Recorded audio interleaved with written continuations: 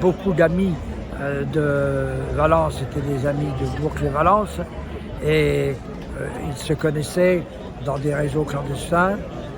Et mon père, j'avais l'âge de 5 ans, la première fois, m'a amené dans les premières manifestations commémoratives qui étaient très timorées, avec peu de monde, et au fur et à mesure, eh bien, ma grande satisfaction et ma fierté aujourd'hui, moi qui représente le drapeau de la Légion d'honneur, c'est de voir qu'il y a une partie de la population, il y a les enfants, les mairies font un travail extraordinaire, les anciens combattants sont là, les drapeaux aussi.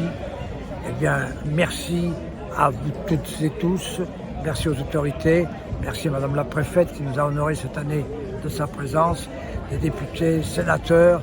Voilà, le ressenti, il est là.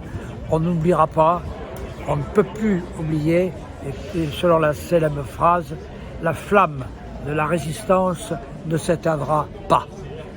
Je pense aux hommes et aux femmes courageuses qui se sont battus pour la libération, qui sont maintenant très âgés mais qui sont toujours présents.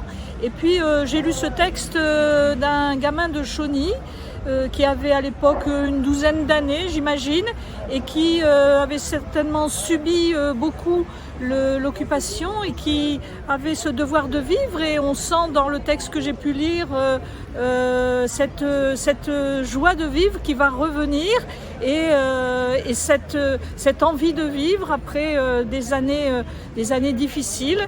Et ça me fait penser également à cette guerre en Ukraine et à ces gens qui sont dans des grandes difficultés de vie et qui vont devoir quand même survivre et revivre après ces événements douloureux. Voilà, donc j'ai lu ce texte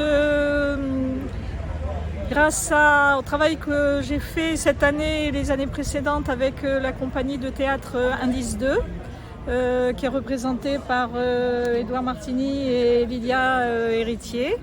Un travail qui se fait tous les ans à Bourg-les-Valence, que j'apprécie énormément.